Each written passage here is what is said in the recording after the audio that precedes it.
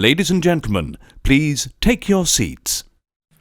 You know, when you're trying to be funny on a professional level, it is a serious business. And if you're within the sound of my voice, that must mean you are in the seats with once more. As always, my name is Dave Voigt, and I'm the host of this podcast where we sit down with a wide-ranging variety of industry professionals and we pick their brain about current projects, state of the industry, how they got started, and so very much more in a light and conversational fashion. And if you like how we do things around here, I'm going to assume that you do, because you're listening to us right now.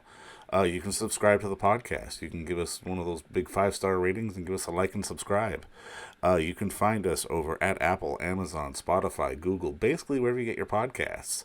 And we archive every single one of our episodes over at our In the Seats YouTube channel. So if you can give us a like and subscribe there as well, we'd really appreciate it. Also, don't hesitate to check us out on social media. We're on Facebook, we're on Twitter, and we are on Instagram at either at In the Seats or at It's Podcast One for all sorts of updates.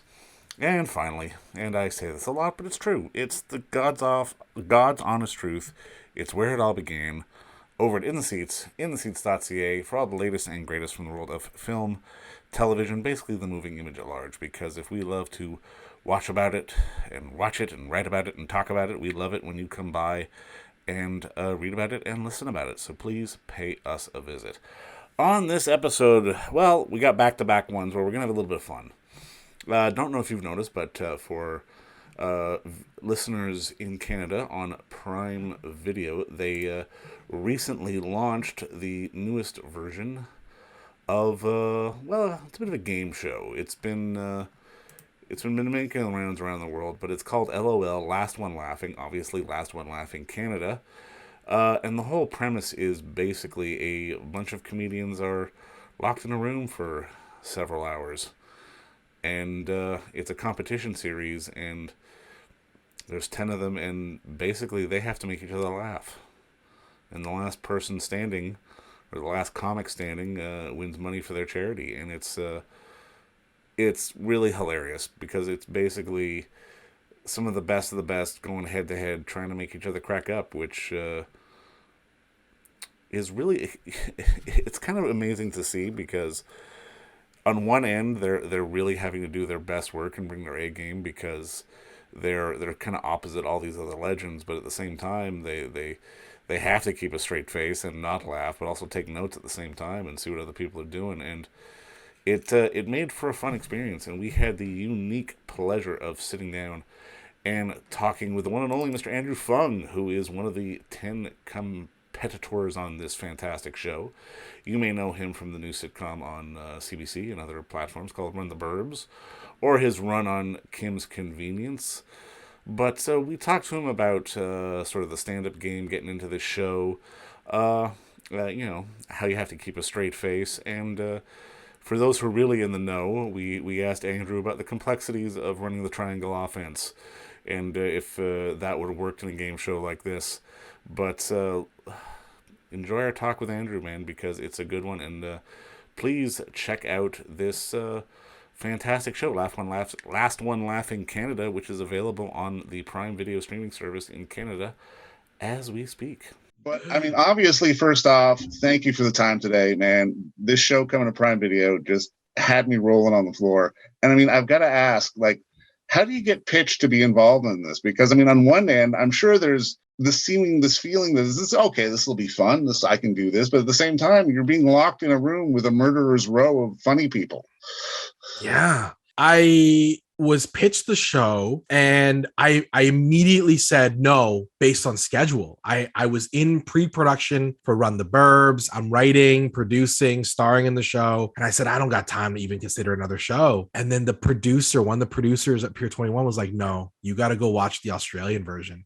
It's nuts. And so that night I watched the Australian version and I emailed my agent. I said, I need to do this. I'm a really competitive person by nature. And so the idea of going toe to toe with some of the best in this country really excites me. And the idea of raising money for charity is what I'm about. So it just seemed like too good of an offer to pass up, because I love challenges. I love being lumped in with people that are better than me, and I got to prove my worth in that world, right? And so, yeah, it was a quick yes once I watched the show. And I mean, I love the fact that you basically have to be on the entire time. There is no downtime. There is no moment to sort of work out a bit. When you're going into that, I'm kind of curious, when is was there a moment when you knew it was like, okay, this is real? I better bring my A+ game. Immediately, as soon as I was the first person in the house, and as soon as Colin Mockery walked in, I said, "Oh no, I'm screwed." Like, you got Colin, you're leading with Colin Mockery. Colin Mockery walked. I'm done. He's the OG, man. He's the OG. But he's not even just to Canadians. Around the world, this man is idolized for his comedic ability. There are multiple best of Colin Mockeries, on Who's Line. And so when he came in, Tom Green walked in, like it was one after the other of the best of the best. So there was, like, I look at this group and I'm genuinely honored and proud of this group, honored to be a part of it, proud of what they've accomplished. This is some of the best this country has to offer. So there was no moment where I'm like, oh, you're in cruise control, Phung. Nah, the whole time I was like, A game the whole time. That must have been exhausting by the end of the day, because I mean, obviously people on the outside looking in, they don't understand how sort of taxing it can be to just sort of have to be in on mode constantly. And especially in a format like this, where either on one end you're trying not to laugh, but on the other end, you've got to make the other guy laugh. Yeah. Like it's one thing, like when you're hanging out with your friends and sometimes we're just sitting there laughing, listening to stories. That's calming, that's soothing, but here, not only do I have to try to make you laugh, I can't laugh, so I can't even enjoy the time I'm in, right? It is painful because I can't appreciate the talents around me.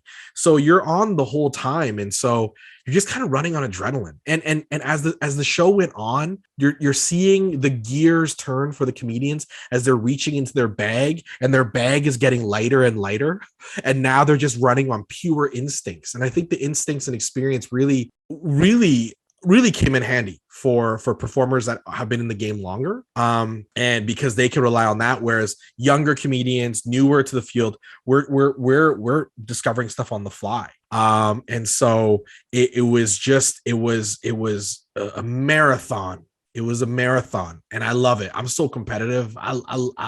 It was like there's a game called Maestro Impro and Improv. It's like one of the first improv shows, like theater sports as well, where you're just like fight to the death comedy. Like, this was it. This was a fight to the death in comedy. Now, I mean, in the moment while you're sort of biting your lip not to laugh, do you get to sort of appreciate what you're getting to be a part of, and even have sort of these, like, I want to work with that guy. Oh, wow, that guy's funnier than I remembered. Like, do you get to have those moments, or do you just have to sort of block it out and just focus on the task at hand?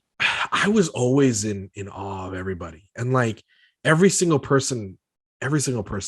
Brandon Ash Muhammad, I think, is one of the funniest up and coming performers in this country.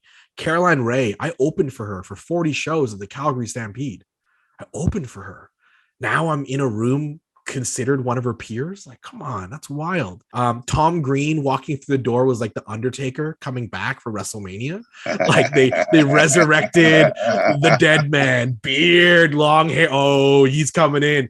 Tom Green, John LaJoie, like K. Trevor Wilson, like every single person. I would just sit and what's interesting is that some of those comedians, personally for me, are not of the style that I watch or consume as like an audience member.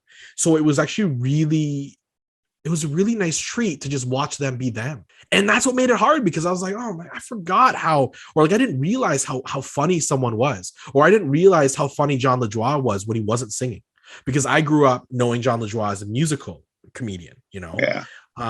And so, or Tom Green, the Tom Green we're getting now is a very different Tom Green than I grew up with, but you're getting a much wiser Tom Green, so it was, I was constantly in awe of just sitting and watching these performers, but often reminding myself, don't fall in love, don't laugh, don't get vested in this person, because when you let your guard down is when you'll laugh. And so, it was very cool and surreal to be a part of it. And And I that was my worry, because I'm a laugher and I'm a smiler, and I smile when I'm giddy and happy. And I was happy the whole time. Even though it was so difficult, I was happy the whole time to be part of this. Now, I mean, it's one of those things that I really think highlights the breadth of Canadian talent that we really often take for granted. Because I mean, I've checked out a few of the other shows from other regions myself, and I mean, this Canadian lineup does feel like a murderer's row. How does it for you, especially being on the come up with the new show and everything going on, to sort of have to get one of those slots? I've got to imagine it's a badge of honor. Huge badge of honor. I'm a kid who started doing improv at the Loose Moose Theater when he was 16 years old, and had his friends tell him that he wasn't going to make it in comedy because there's no funny Asian people, and I worked my whole life to just be to break out and be on the level of funny performers, and not to be a funny Asian person, but just to be funny, and I really worked at just like fighting for it. And so to even be included, I remember 5 years ago, I did an improv show with Colin Mockery. It was my first time performing with him. And a week later, I started making Kim's Convenience. And it's so wild to me that I could say that I performed with Colin Mockery, and to say now I've performed with Tom Green. I opened for Caroline Ray, and now I'm performing with Caroline Ray.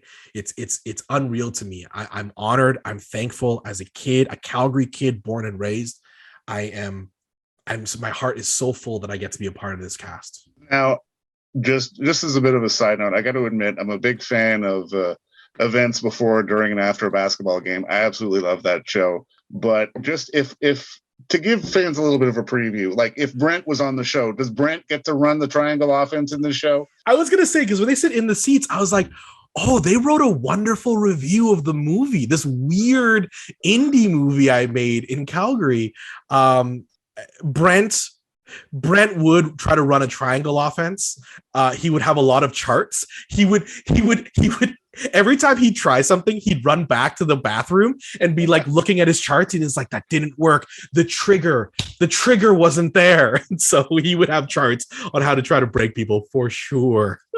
But you know what, man? Just this show coming to Prime Video is just so much fun, and I can't wait for people to see it. And just, you're great in it, and just, congrats on, just like I said, getting that slot in this sort of murderer's row of Canadian talents. And again, it's so funny. And I love that you have wrestling belts on your wall, because I mean, comedy and wrestling do feel like they have some similarities to it, where you just have to go with no net and just sort of embrace it. And you know what, man? You've got the $1 million belt. You fucking earned it. So just rock that shit and keep doing the good work. Oh man, that means so much to me. I think inherently comedy and pro wrestling kind of come together, because these two worlds are so ridiculous, and it's so fun to dabble in wrestling and to be a part of the comedy world, man. Thank you so much.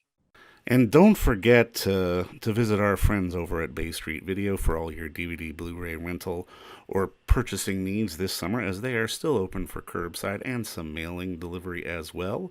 Over at 1172 Bay Street, Toronto, Ontario, Canada, you can give them a call at 416-964-9088. That's 416-964-9088. Or send them an email at baystreetvideoto@gmail.com for any of your DVD and Blu-ray needs.